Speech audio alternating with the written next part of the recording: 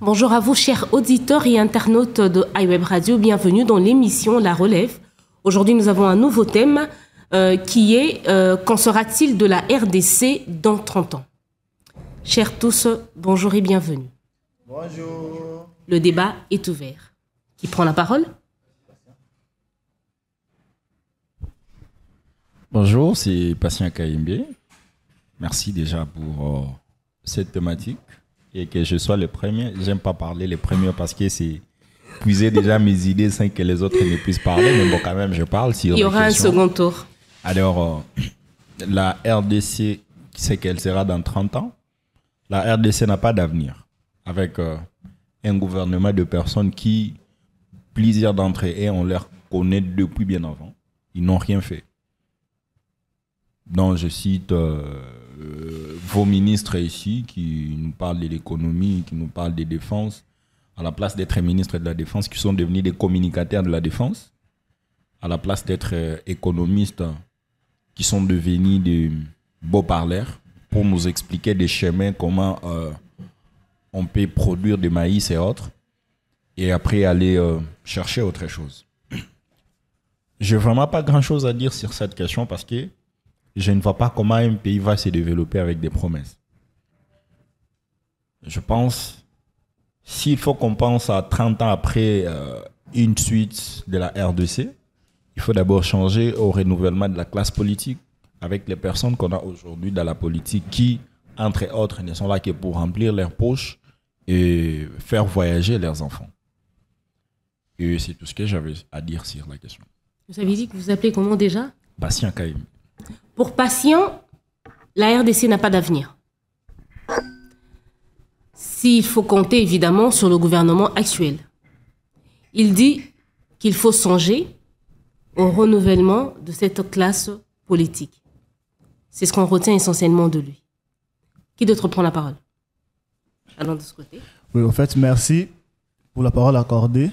Moi, c'est Rigan Imabego. Alors, j'aime bien m'appeler Imabego Moule. Au lieu de Rigan Imabego.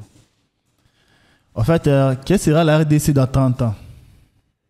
Moi, je vais soulever la question par des volets. Il y a un volet positif et négatif. Dans 30 ans, la RDC peut disparaître. Okay. Dans 30 ans, on peut aussi construire la RDC.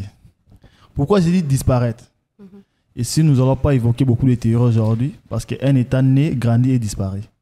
Si on ne prend pas soin de cet État-là, il peut disparaître. Pour l'instant, avec nos réalités actuelles, la RDC dans 30 ans n'a pas d'avenir. Pourquoi je dis que dans 30 ans, la RDC n'a pas d'avenir? Je prends tous les secteurs de la vie. Économique, éducation, culturel, tout ça, la RDC n'a pas d'avenir. Je reviens d'abord sur le plan éducationnel. Vous allez constater que dans notre pays, ici, nous avons beaucoup de lycées étrangers. Beaucoup des écoles étrangères. Ok. Vous allez voir, il y a des écoles, par exemple, lycées françaises, canadiennes, coréens, béninois, tout ça que nous connaissons. Donc, si vous partez à ces écoles-là, vous allez observer qu'on enseigne nos enfants avec des programmes belges, français, canadiens, belges, tout ça. Ce qui veut dire que dans 30 ans, on aura des hommes congolais multiculturels. Et notre culture congolaise va disparaître. Parce qu'on aura un Congolais qui va se comporter comme un Belge, l'autre comme un Canadien, l'autre comme un Français, l'autre comme un Japonais, l'autre comme un Coréen. Et notre culture congolaise sera totalement bannie.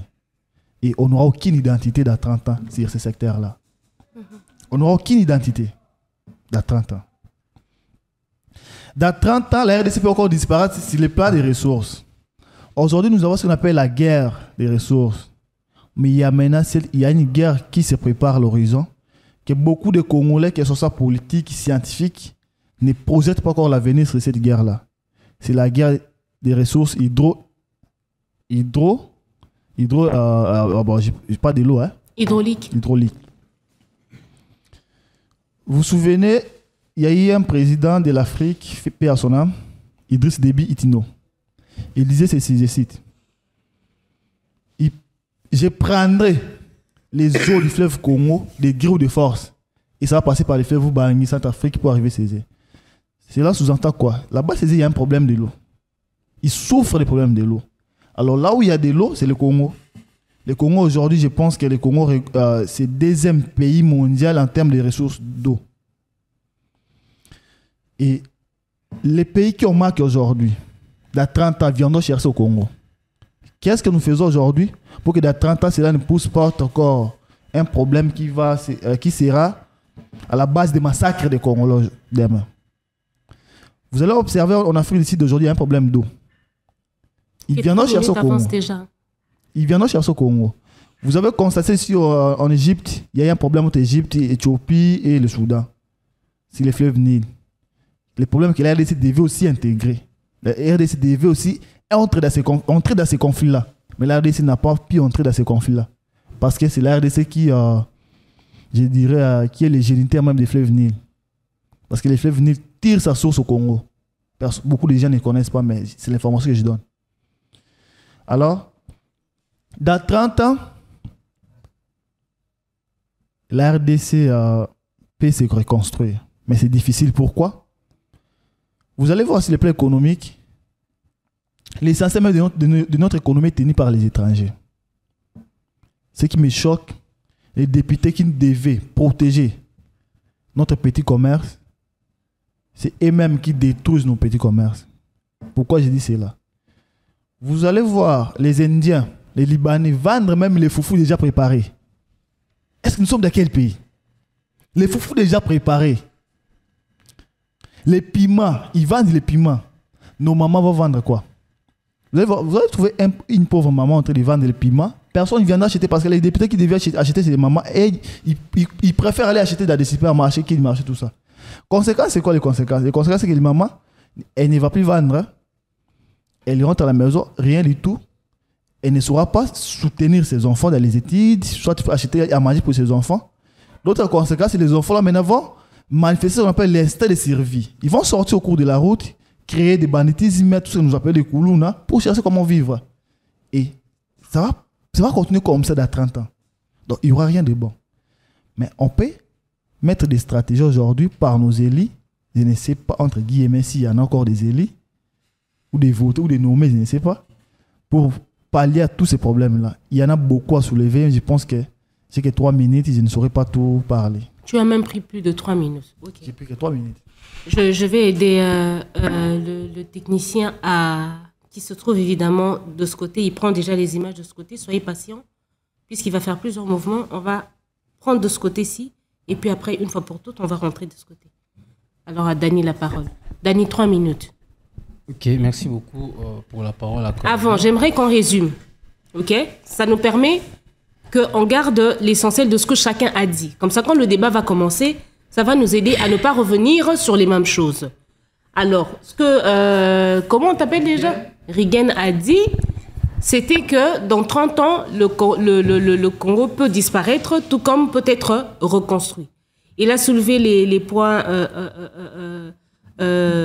disons, négatifs, comme quoi que, par exemple, ceux qui sont indiens, ceux qui sont étrangers, sont allés jusqu'à faire les petits commerces que devraient faire normalement ceux qui sont autochtones, ceux qui sont purement congolais. Mais on a accordé du crédit à celui qui est étranger d'aller même faire le tout petit commerce qui, normalement, dans les États qui fonctionnent comme il se doit, est réservé à ceux qui sont autochtones.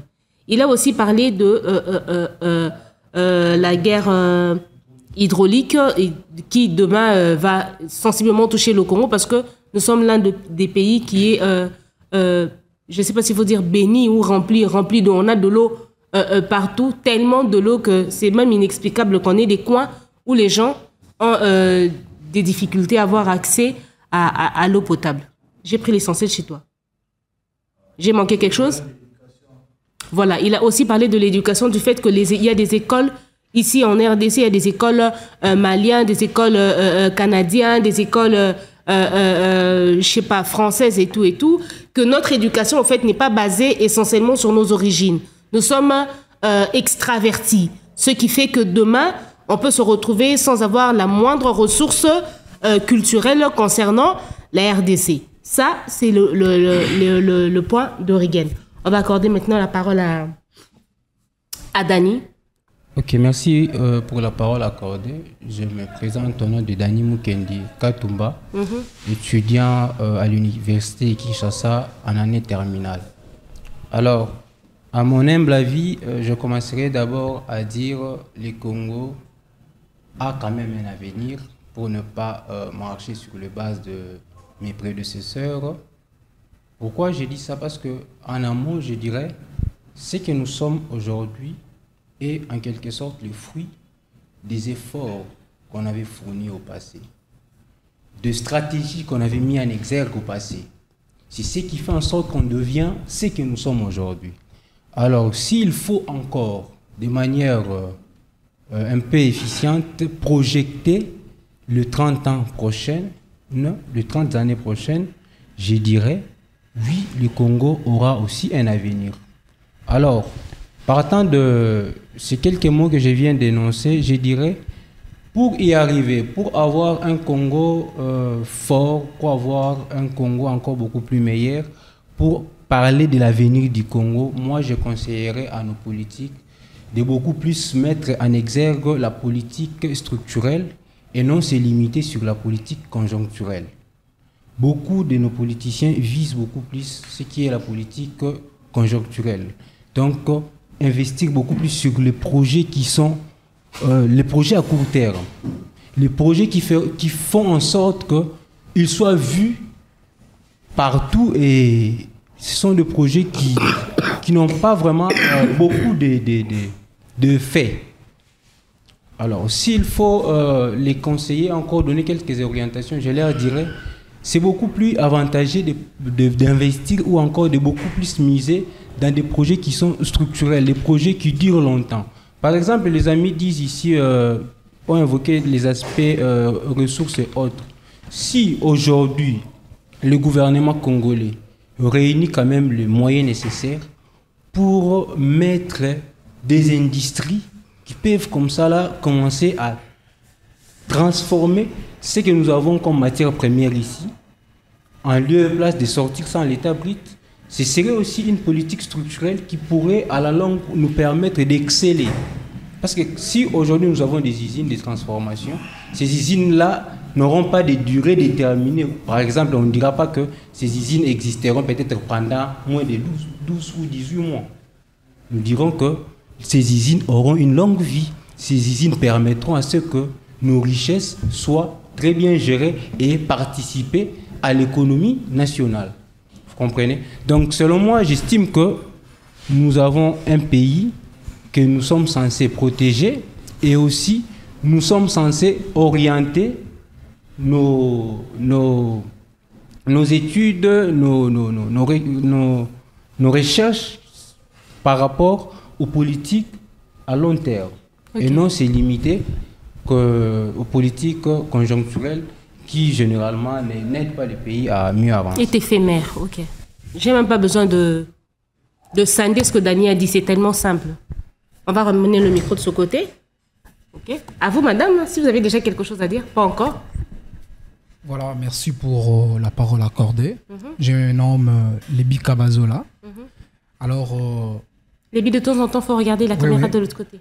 À partant de la même idée que les deux prédécesseurs qui ont ouvert la brèche, je dirais que la République démocratique du Congo, un pays dans sa superficie qui est équivalent ou qui est comparable à celle de l'Europe occidentale et qui regorge tant de richesses riches en sol et en sous-sol, alors que la population congolaise demeure toujours pauvre.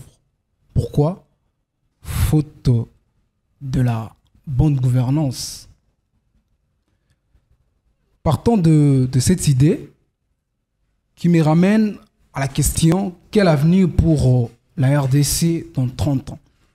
Je dirais que l'avenir est incertain. De la même façon aussi, cet avenir est encore prometteuse, à moins que l'État ou tout citoyen mettre en place ce que moi j'appelle une question de frein économique, ce qui freine l'avancement et le progrès de la nation. Par exemple, je peux citer la corruption, qui est un frein à la base. Moi, je peux dire à la première position qui freine l'évolution de l'économie. Je n'ai pas encore cité un autre qui est aussi un frein à l'économie nationale, les tracasseries dans toutes ses formes.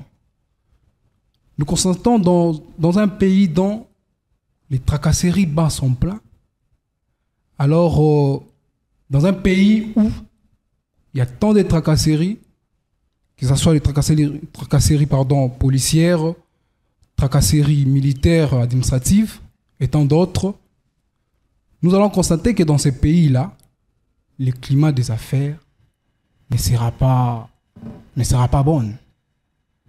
Alors, l'État doit mettre en place des mesures de précaution pour y remédier à cela. Je n'ai pas encore cité un autre qui est la multiplication de taxes. Prenons par exemple dans le secteur de l'industrialisation de bois. Il y a plus de 100 taxes dites à l'État qu'on demande aux exportateurs de payer, alors qu'ils pouvaient scinder ou soit supprimer d'autres taxes pour permettre aux exportateurs de bien faire leur production. Malheureusement, avec nous, ce n'est pas le cas. On demande aux producteurs de payer des taxes dont que la somme même ou l'argent de ces taxes ne revient pas au trésor public. Voilà ce que j'avais un peu à dire concernant l'avenir de la RDC dans 30 ans.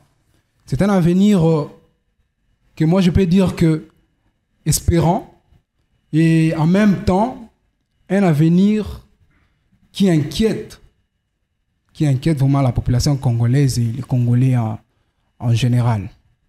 C'est ça. Okay. Voilà, ici on va, scinder la vie de Lébi. Lébi a dit essentiellement que le climat, au fait, la façon de faire, ça revient à un peu comme a dit Dani, politique structurelle et politique conjoncturelle. Aussi le fait que on est tracassé au fait à tous les niveaux. Il y va de la corruption, de la mauvaise foi et tout. Ce qui emmène à dire que pour un pays qui a besoin de se développer par son économie, par les affaires, ça va être difficile d'avoir un climat d'affaires suffisamment épanoui, ouvert pour permettre aux investisseurs étrangers tout comme internes de pouvoir travailler comme il se doit pour que peut-être dans 30 ans, nous ayons un Congo meilleur. Et nous soulignons déjà que pour ceux qui font le commerce ou l'exploitation du bois, il y a à peu près 100 taxes à payer. Où est-ce que va tout cet argent? Qu'est-ce qu'on en fait? Question mark. Merci pour l'info, Lébi. Alors, on va transiter. Maintenant, on va prendre les intervenants de la rangée de gauche. Tout le monde lève le doigt. Je ne sais pas par qui je vais commencer.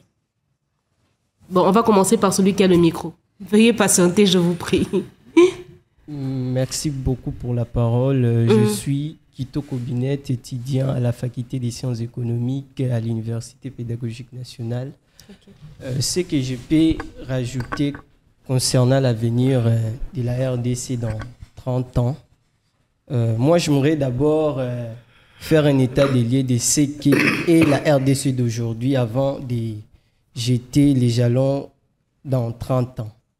La RDC d'aujourd'hui sur les plans économiques... Merci de rapprocher le micro la RDC et de regarder la caméra. Je peux faire l'état des lieux concernant la RDC d'aujourd'hui. Je disais tantôt, sur les plans économiques, la population vit de l'informel. il y a la population vit du débrouillardisme. Et sur le plan politique, il y a l'amollissement de l'État. Ce dernier a cessé d'être, ou soit a cessé de fonctionner. La faillite de l'État s'observe aussi au niveau de la monnaie. Nous avons l'inflation, l'insécurité généralisée, nous avons le délabrement du système routier. Et vu tout ce que je viens de citer, je peux dire que nous avons un sérieux problème au niveau de la RDC. Nous aurons vraiment un sérieux problème pour survivre dans 30 ans. Et comme on dit souvent que l'avenir n'a pas encore fait ses preuves, si on améliore cela, on peut avoir un avenir meilleur. Mais grâce à la volonté politique de nos dirigeants et de nous-mêmes jeunes, on peut améliorer la RDC dans 30 ans. Merci. Je crois que c'est tellement clair. Pas besoin de scinder. Allez-y. Ok, merci beaucoup. Moi, c'est Jonas Mukambaka-Dima. Merci de regarder la caméra, Jonas. Ok, merci beaucoup. Moi, je dirais que la RDC, c'est un pays solution pour la planète. Rapprochez le micro. Dire aujourd'hui que la RDC n'a pas d'avenir dans 30 ans, moi, je trouverais que ça, c'est faux. Comme on peut dire aussi que on ne peut pas parler d'avenir sans projet. Il faut qu'il y ait un projet pour qu'on parle d'avenir. Ok. Et la RDC doit aujourd'hui apprendre à reconstruire ces territoires. C'est la seule chose qui peut nous permettre de palper de cet avenir dans 30 ans. Et après avoir reconstruit ces territoires, la RDC doit reconstruire ce qu'on appelle l'homme d'État ou l'État congolais. Parce qu'aujourd'hui, moi, je ne peux pas dire que nous sommes dans un État, mais notre État doit être reconstruit. Sinon, pas, la RDC est en train de perdre certaines valeurs. Je pense que pour l'instant, on peut dire que ça. Merci. D'accord. Allez-y. Merci, c'est Enoch Mulunga de l'Université catholique du Congo. Alors, quel avenir pour la RDC dans 30 ans? J'ai choisirai quel avenir pour le droit dans 30 ans, le droit de la RDC. Il y a 3 droits qui aujourd'hui prennent de l'essor et qui peuvent décider de l'avenir de la RDC dans 30 ans. C'est notamment le droit de l'homme, le droit du numérique et également le droit des affaires.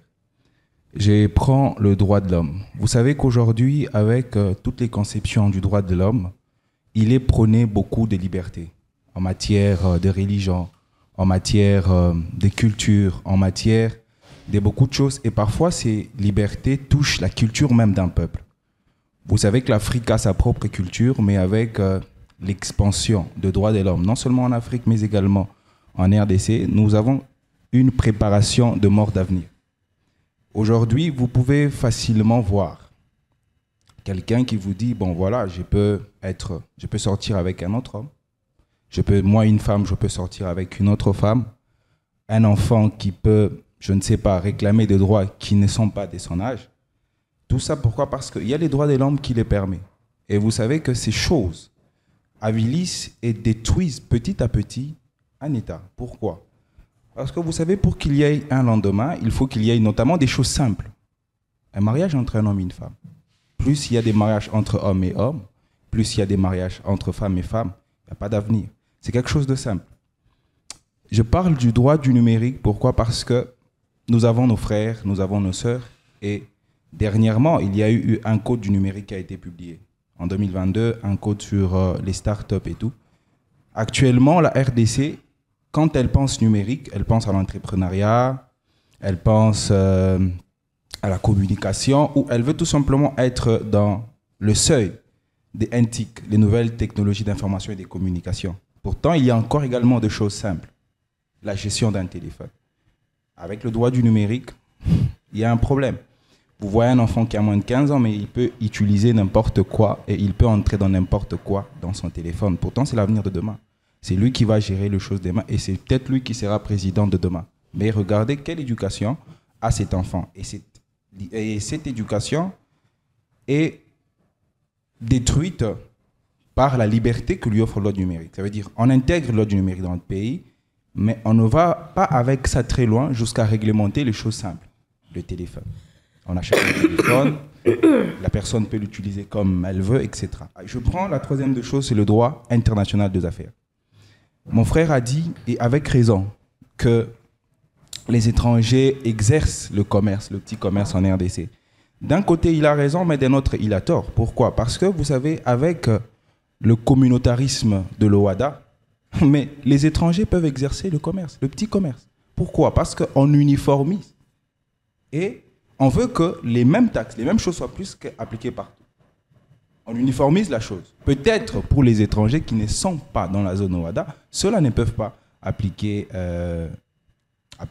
le principe du petit commerce, ou ils ne peuvent carrément pas faire le petit commerce. Et également, là, l'avenir entre. Parce que vous savez, avec moi, qu'un pays se développe grâce à son économie. Je ne parle pas de la communauté du Grand Lac. Vous dites que les étrangers ne peuvent pas exercer le petit commerce. Oui, mais la loi existe. Il y a une loi sur le petit commerce, mais cette loi a des bémols. Le bémol, c'est les communautés. Ce sont des organisations internationales dans lesquelles nous sommes entrés. Alors, si le droit de l'homme ne sont pas réglementés avec une perspective éducative, si le droit du numérique ne sont pas organisés avec une perspective d'avenir, et encore, si le droit des affaires, parce que nous ne sommes pas l'Europe. Vous savez, en Europe, c'est facile de pouvoir faire une zone communautaire. Vous fabriquez une voiture en France le matin et le soir, vous la vendez sans payer des taxes, etc. Mais nous ne sommes pas l'Europe, nous sommes l'Afrique et nous sommes la RDC. Nous avons besoin de ces impôts, nous avons besoin de ces taxes pour construire notre pays dans 30 ans. Je pense qu'avec ces trois petites idées, nous pouvons espérer une RDC vivante dans 30 ans. Merci. Voilà. Le micro. Moi, c'est Merveille Balouti, étudiant à l'Université de Kinshasa. Merveille, merci de rapprocher le micro. Merveille Balouti, étudiant à l'Université de Kinshasa. Alors, par rapport à notre thème d'aujourd'hui, quel avenir pour la RDC dans 30 ans? Moi, je vais premièrement être dans un plan économico-environnemental. Je commence d'abord par dire que pour atteindre le développement durable, il y a trois piliers. Il y a l'économie, il y a le social, et puis il y a l'environnement. Alors, j'ai suivi un frère dire que la RDC est tellement bénie en ressources naturelles. On parle de pays potentiellement riches en ressources naturelles. Mais s'il faut donner un argument par rapport à l'avenir de la RDC, je dirais que l'avenir n'est pas prometteur. Mais cet avenir peut devenir prometteur dans le sens où on doit intégrer des bonnes politiques dans la gestion de ressources naturelles. Par exemple, je prends les ressources minières qui sont exploitées en RDC, mais qui sont transformées à l'étranger. Et ce sont les étrangers qui fixent les prix pour la RDC. Là, c'est déjà un problème. Et alors, j'ai suivi un autre frère parler de pays solutions. Pays solutions par rapport à quoi? Pays solutions par rapport au massif forestier que nous avons en RDC. Mais cela, par rapport au massif forestier que nous avons en RDC, qui séquestre le carbone et puis nous solutionnons les problèmes des changements climatiques. Mais j'ai parlé des trois piliers, économie, le social et l'environnement. Mais sur le plan social, vous voyez qu'il y a des inégalités sociales. S'il y a des inégalités sociales, nous avons de riches et nous avons des pauvres. Alors la plupart des pauvres, pour tirer de bénéfices, pour tirer des richesses, ils font recours à l'environnement. Il y a d'autres même qui coupent des forêts. Vous voyez. Alors en coupant des forêts, en n'ayant pas une bonne politique d'exploitation de ces ressources naturelles, vous voyez, dans 30 ans, plus de massifs forestiers, des couvertures forestières seront découpées. Ces pays qui est solution aujourd'hui pour la planète ne sera pas pays solution. Alors il faudra maintenant, pour solutionner ces problèmes, il faut la réforme. Quelle réforme? Parce que la personne qui est mieux placée, c'est la personne qui dirige. En fait, on doit maintenant mettre de personnes qu'il faut à la place qu'il faut, à la tête. Là, je rejoins l'idée de M. Patient, qui a commencé par une réforme politique. Là, je parle de la bonne gouvernance. La bonne gouvernance doit être mise en exergue pourvu que la RDC de demain soit une RDC développée et s'inscrive dans le contexte de développement durable. Pour l'instant, je vais encore m'arrêter là. Ok. Madame, vous prenez déjà la parole. Ok. Elle n'avait pas intervenu. Madame va intervenir. Nous sommes déjà à combien de minutes? 30 minutes. Ok.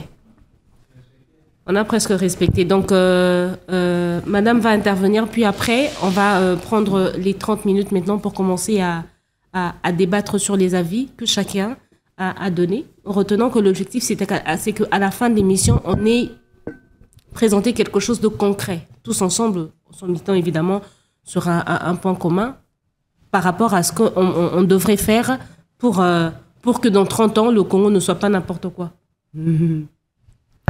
Allez-y. Merci beaucoup pour la parole. C'est Rebecca Mujinga. Alors, je salue les interventions de mes prédécesseurs et j'ai aimé les interventions de chacun d'entre eux. Alors, moi, de mon côté, en ce qui concerne l'avenir de la RDC dans 30 ans, alors, par rapport à ça, moi, je dirais, c'est vrai qu'aujourd'hui, au regard de la dépravation de mœurs manifeste tant chez les jeunes que chez les adultes, nous pouvons dire que l'avenir de la RDC est enserré en danger. Et aujourd'hui, avec le phénomène de la modernisation et l'accroissement de la modernisation et le phénomène d'acculturation, alors nous sommes en train de nous conduire vers une perte de notre culture d'origine. Alors c'est vrai que nos sociétés sont les fruits des emprunts avec le courant diffusionnisme, d'où certaines cultures dans certains pays, dans certaines sociétés, se sont diffusées. Alors, nos sociétés vivent dans un phénomène qu'on appelle l'acculturation. Alors, nous avons emprunté certaines des cultures qui ne sont pas les nôtres. Et donc, cela est en train de détruire le pays petit à petit. Aujourd'hui, les jeunes ont perdu les valeurs. Les jeunes sont en train de vivre les antivaleurs suite aussi à ce que la modernisation nous a emmenés.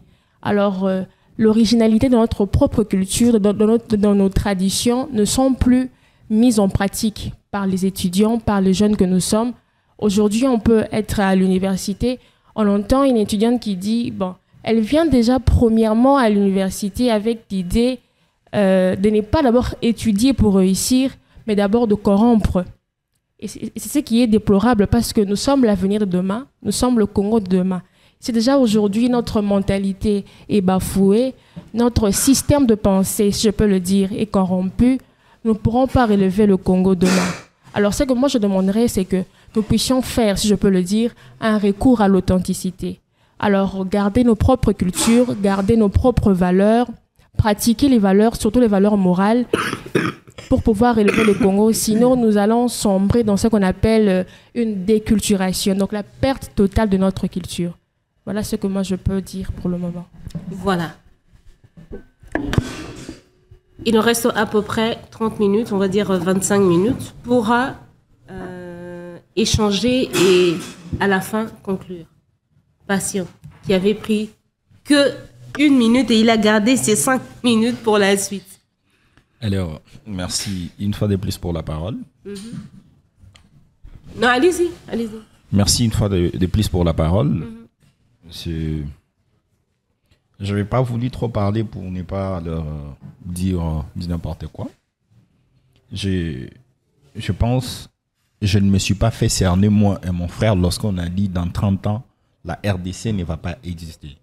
Ce n'est pas qu'en tant qu'État, ça ne va pas exister. C'est comme mon frère a dit, l'État est appelé à naître, exister et disparaître. C'est un principe et une procédure simple. Mais lorsqu'on dit la RDC dans 30 ans, ça sera un pays qui ne va pas exister si en termes de développement. Est-ce qu'on sera quitté d'un point de départ vers un autre point?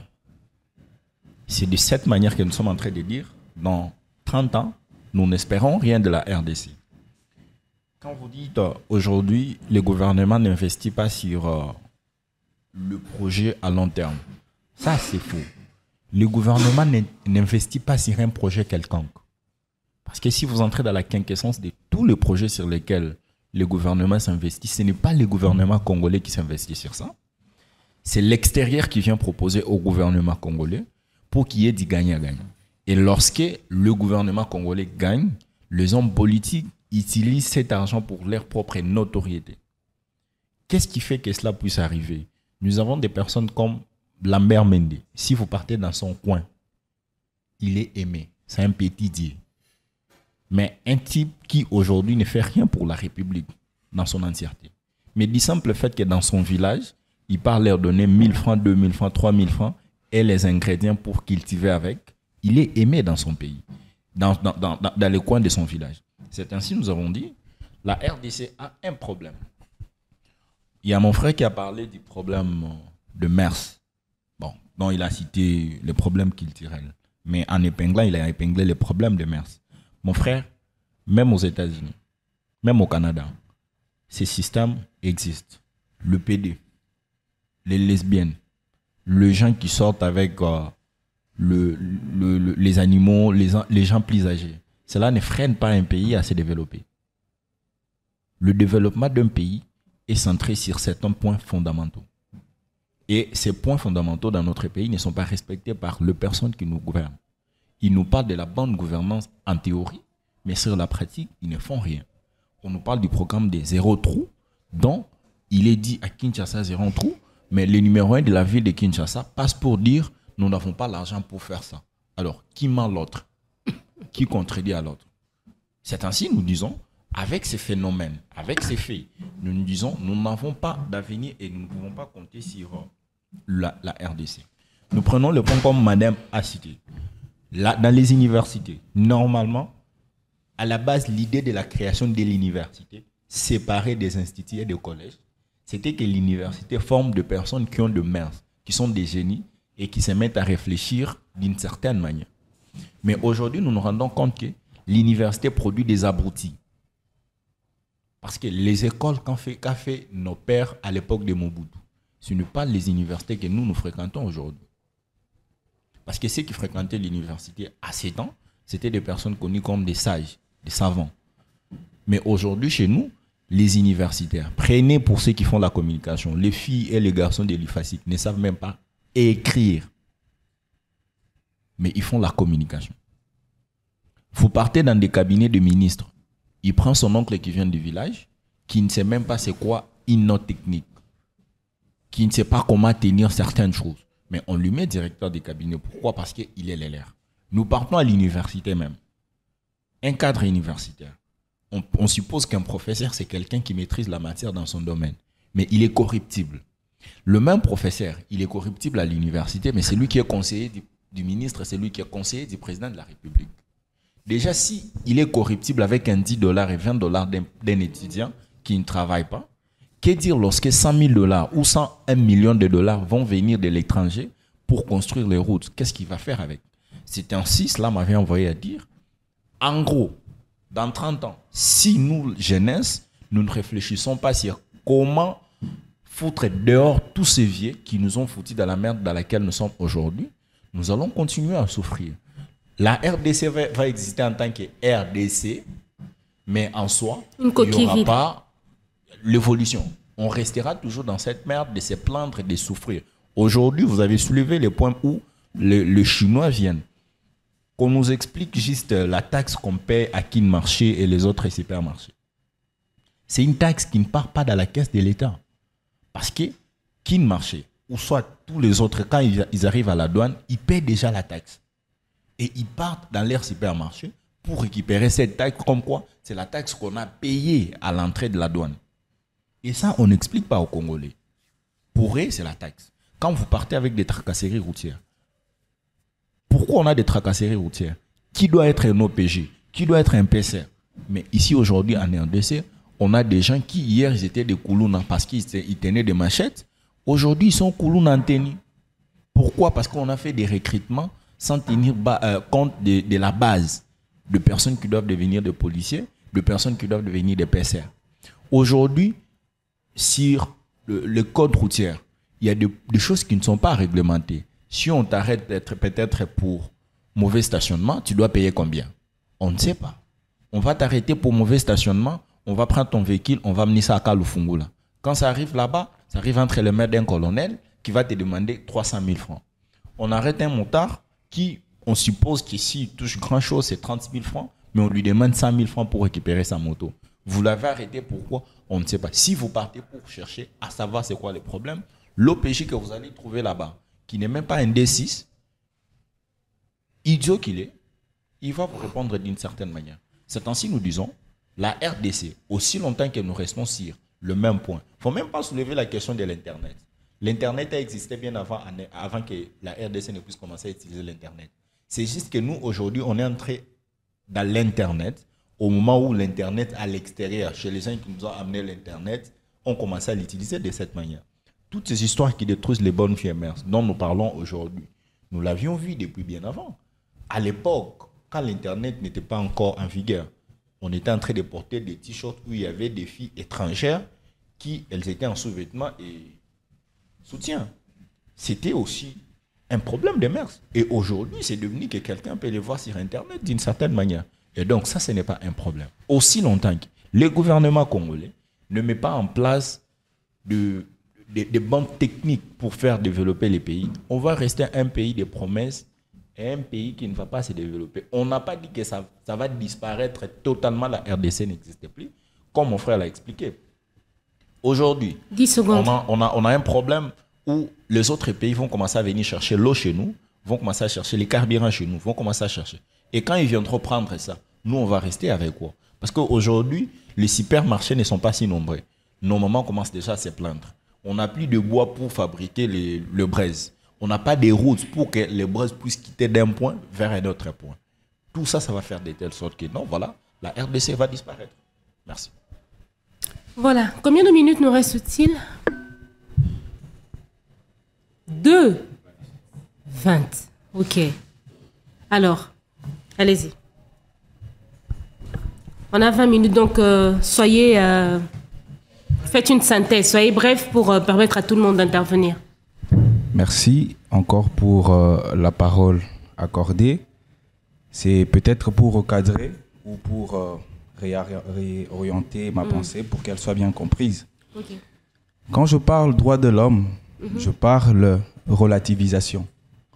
Vous savez, quand vous analysez les droits de l'homme dans leur contexte, vous comprendrez que c'est un droit universel et universalisé. Et donc, par l'adhésion de la RDC à la Déclaration universelle des droits de l'homme, à toutes les organisations et tout, vous comprenez facilement qu'elle est obligée de faire toutes ces choses. Donc, d'accepter toutes ces choses. Et c'est un problème grave parce que, vous savez, on parle de gouvernance, on parle de bonne gouvernance, on parle de gouvernants même. Mais ces gouvernants, qu'on se pose une question simple, s'ils ne sont pas enfantés par une femme, un homme va enfanter? Non. Si moi, aujourd'hui, je sors avec vous, j'aurai un enfant demain? Est-ce qu'on aura un gouvernement demain? Qui va gérer? Personne. Et donc, c'est un problème très grave qu'il ne faudrait pas regarder à la légère. Oui, certes, Internet a existé avant même que la RDC... Bon, je n'ai pas bien compris. Internet a existé avant la RDC ou avant quoi? Non, avant que l'Internet existait déjà ailleurs, avant qu'elle n'entre en vigueur ici en RDC. Merci beaucoup, mais quel résultat? Nos jeunes sœurs ont regardé Nollywood. Regardez comment elle marche. Regardez comment elle parle. Vous savez, l'éducation est la base de toute chose. Et une maison sans éducation est une maison qui va mourir, je vous l'assure. Et tout ça, c'est important. Pourquoi? Parce que vous savez, si nos mamans, ceux qui nous ont enfantés, ceux qui ont enfanté nos mères, appuyaient beaucoup plus sur l'éducation, c'était notamment à cause des choses que nous vivons aujourd'hui. C'était à cause de l'homosexualité. Vous voyez quelqu'un qui vous interdit, ne faites pas ça. Quelqu'un qui insiste. Parce qu'un jour, on savait que ce problème viendra. Certes, l'Internet est un bon moyen d'économie, l'Internet est un bon moyen de développement, etc. Mais en tant qu'Africains, en tant que Congolais, nous devons avoir une empreinte à nous, une marque propre à nous. Sélective, au fait. Effectivement, effectivement. On ne peut pas se permettre, et moi ça me choque, de dire que l'éducation ne construit pas une nation. J'ai peur. Je suis effrayé. On ne peut pas se permettre de dire ça, au fait. Donc, c'est peut-être un moyen de recadrer de réorienter mes dires. Votre intervention, Et ok. j'ai dit merci. Ok. Remettez le micro à votre voisin. Allez-y. Ok, merci beaucoup. Je vais compléter à ce que mon frère a dit. En fait, aujourd'hui, tout le monde est en train de parler du numérique sans pourtant comprendre c'est quoi le numérique. Nous avons un sérieux problème. Je suis informaticien et je sais quand on parle de numérique, s'il s'agit de quoi. Vous savez, l'État a un problème. Il engage certaines personnes qui ne maîtrisent rien. Surtout celui-là qui occupe notre ministère du numérique. Vous savez, madame, dans ces pays, nous sommes incapables de gérer notre portail numérique. Nous sommes incapables de gérer même des appels téléphoniques. Nous sommes incapables de gérer même ce qu'on publie sur les internets. Parce que, en réalité, nous parlons du numérique, mais nous n'en bénéficions rien, surtout dans notre pays. Ça fait mal quand un pays, quand un président, un ministre se lève un bon matin pour dire, bon, d'après tout ce qu'on publie sur Internet, on n'a pas la possibilité de le surveiller ni de le supprimer. Pourquoi vous parlez du numérique si nous sommes incapables? Nous sommes incapables de tracer même un appel qui a été fait à Tchangou. Il faut rentrer d'abord voir Vodacom. Et Vodacom va commencer à vous dire, non, voilà, il y a ceci, il y a cela. Mais pourquoi vous parlez du numérique? Le numérique, aujourd'hui, on regarde la télé. Nous sommes incapables de regarder la télé avec nos parents. Moi, je me dis, si mon père entre au salon pour regarder la télé, il faut que je me déplace. Parce que ce qui va se passer, en tout cas, je ne sais pas comment je vais l'expliquer. Aujourd'hui, on nous a amené nos vélas. C'est pour quelle éducation? Vous savez, l'homme blanc nous a amené les habits.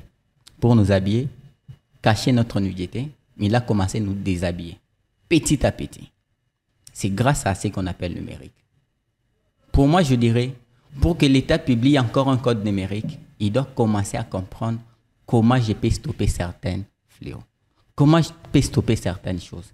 Comment je peux permettre que la vidéo qui se trouve auprès de Dani ne passe pas auprès de Rebecca. Il doit contrôler tout. L'État n'a pas un contrôle de tout sur le numérique. 10 secondes. Et pour finir, je dirais, la reconstruction de ce pays dépend de nous. Dépend de la jeunesse. Prendre la relève de ce pays, nous devons encore se former et réformer la classe qui vient après nous. Parce que tout ce que nous commettons comme de bêtises aujourd'hui, nous avons de petits frères derrière nous. Et ces petits frères ont encore de petits frères. Est-ce que nous serons de modèles pour eux? Ou bien nous serons un échec pour eux? Merci. Voilà. Prenez la parole. Merci encore pour la parole. Je vais un peu recadrer ce que j'ai pu attendre ici. Pour certains, ils nous qualifient de prophètes de malheur pour nos analyses que nous faisons concernant la RDC dans 30 ans. Ouais. C'est suite aux analyses que nous faisons, suite à ce qui se passe aujourd'hui. Voilà pourquoi nous disons que dans 30 ans, il n'y aura rien de bon en RDC. Et j'ai aussi attendu Rebecca parler de l'authenticité. Il y a eu l'authenticité dans ce pays. Tout le monde le connaît, non? Il y a eu l'authenticité. Est-ce que cela était fait pour des fins de la RDC ou soit d'Isaïr en ces temps? Là, je ne crois pas. Cela a été fait pour les intérêts ou soit des fins personnelles. Nous avons des autorités qui, lorsqu'ils lancent un projet ou soit lorsqu'ils veulent mettre quelque chose pour le pays, ce n'est pas pour l'intérêt de la communauté, c'est pour qu'ils puissent être glorifiés, soit pour bénéficier de ces projets-là. Personnel, au fait. Donc, je rejoins mes patients en disant que pour que nous puissions avoir un bon pays ou avoir un avenir radieux dans 30 ans, il faut le renouvellement de la classe politique. Okay. Voilà. Remettez le micro au fond là-bas et puis après, on va aller de ce côté. Soyez patient. Dani, tu vas me manger. Ok, merci. Je ne prends pas vraiment assez de minutes, mais j'aimerais un peu recadrer ce que Rebecca a dit. Je vais parler de l'authenticité. C'est bien de parler de l'authenticité, mais il faut aussi voir un aspect. Vous avez parlé des cultures, avoir nos propres cultures à nous. C'est assez intéressant. Mais les écoles, vous avez parlé des écoles. Il y a de ces écoles-là, françaises bien sûr, qui nous ont apporté de bonnes éducations. nous ont apporté des bons enseignements ici. Je cite l'Institut français de la Gombe. Vous voyez qu'il y a des enfants congolais qui y sont, mais quand ils sortent, ils ont quand même une bonne éducation. Mais là, ça dépend. C'est maintenant une question relative. Ça dépend de comment l'enfant s'y prend. Par exemple, avec l'Internet. L'Internet aujourd'hui, quand vous vous connectez, vous avez des vidéos, voire obscènes, mais ça dépend de l'usage qu'une personne en fait. Moi, par exemple, quand je me connecte, par Internet, j'ai beaucoup de sites. J'ai FX, j'ai Coursera, j'ai beaucoup de plateformes dans lesquelles je suis des cours. Je me forme à travers l'Internet. Voyez-vous? Donc, ça dépend d'une personne à une autre. Et que c'est un problème que nous soyons conscients nous-mêmes. Parce qu'il y a des plateformes de cours gratuits sur Internet. Et peut-être que si nous-mêmes, Congolais, nous apaisantions sur notre propre culture, nous n'aurions pas pu avoir ces cours. Vous voyez? Donc, il est question de pouvoir combiner. On combine, mais tout en restant sur nos mœurs, sur nos valeurs. Mais il ne faut pas dire que non, on doit faire un recours à l'authenticité en général. Là, vraiment, je suis contre. Mais quand même, il est important de garder nos mœurs en tant qu'Africains. C'est ça que je voulais dire. On va rentrer de ce côté, on va prendre la droite. Combien de minutes? Non, le micro reste de ce côté. Combien de minutes nous reste-t-il? 10 minutes. Voilà. Dany. Ok, merci beaucoup. Dany voulait déjà me manger, donc il me regardait pour dire ça. Le micro traîne de l'autre côté, quoi. Non. Bon, Okay. j'ai pas grand-chose à ajouter, mais seulement je suis toujours heureux quand je vois les jeunes se réunir pour débattre ou encore échanger autour de ce genre de sujets. C'est une façon de parler patient, opposant. Oh là là là là là. Poursuis, Dany. Ça nous rassure que nous allons encore améliorer les choses. L'avenir, notamment de la RDC, est assuré. Okay. Alors, par rapport à ce que le camarade venait tout à l'heure de dire, si je peux quand même émettre un avis, il faut noter ceci. Tout politicien vise a priori ses intérêts. Et c'est lors de la réalisation de ses propres intérêts qu'il arrive quand même à toucher l'intérêt général. Okay. C'est par rapport à ça que souvent nous disons que mais X personnes, on lui avait voté, mais pourquoi il n'arrive pas à satisfaire nos besoins comme convenu. Donc c'est en quelque sorte ça. C'est pourquoi vous voyez, par exemple, l'actuel président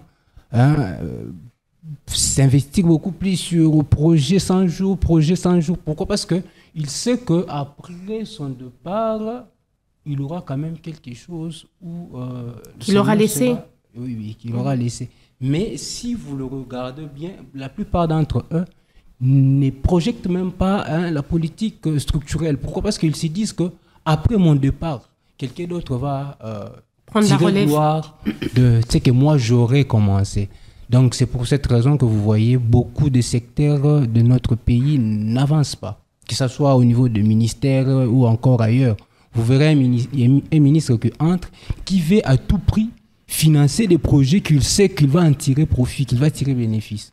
Donc, pour quand même proposer quelque chose, un élément, je dirais que nous devrions cette fois-ci élire des gens qui ont la volonté et la conscience de travailler pour l'intérêt général. Donc, c'est juste ce que je peux... Ces personnes à élire, c'est cette jeunesse actuelle, parce que plus haut, il n'y a rien. Bon, en fait, merci beaucoup.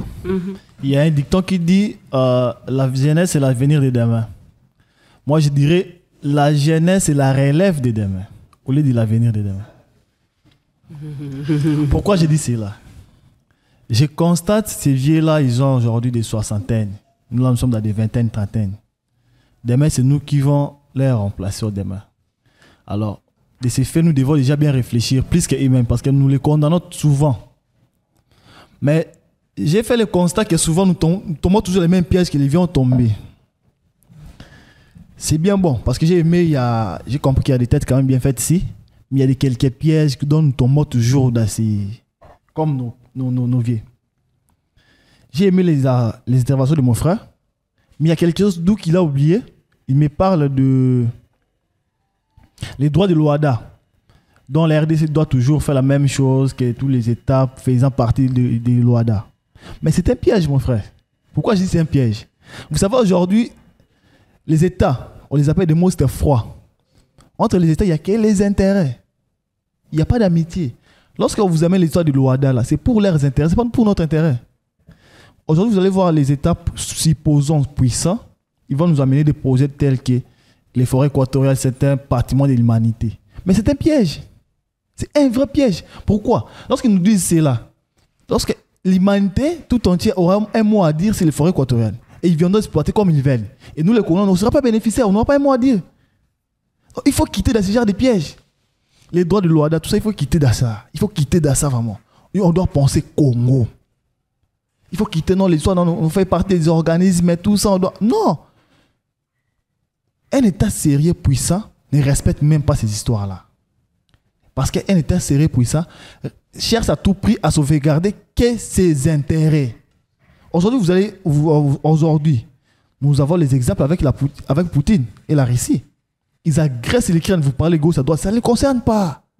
Parce qu'il veut sauvegarder ses intérêts à lui. Droit de l'homme, ça ne le concerne pas. Droit de l'Ouada, ça ne le concerne pas. Parce que c'est un État sérieux qui veut vivre. On doit quitter ce genre de pièges-là. Droit de l'Ouada, ONI, tout ça, on doit quitter ça. Ce sont des pièges. Oh non, patrimoine de l'humanité, on doit quitter ça. Ce sont des pièges. Ce sont vraiment des pièges qui vont détruire nos pays et qui vont amener notre pays vers la disparition dont on parle. On doit quitter ce genre de pièges.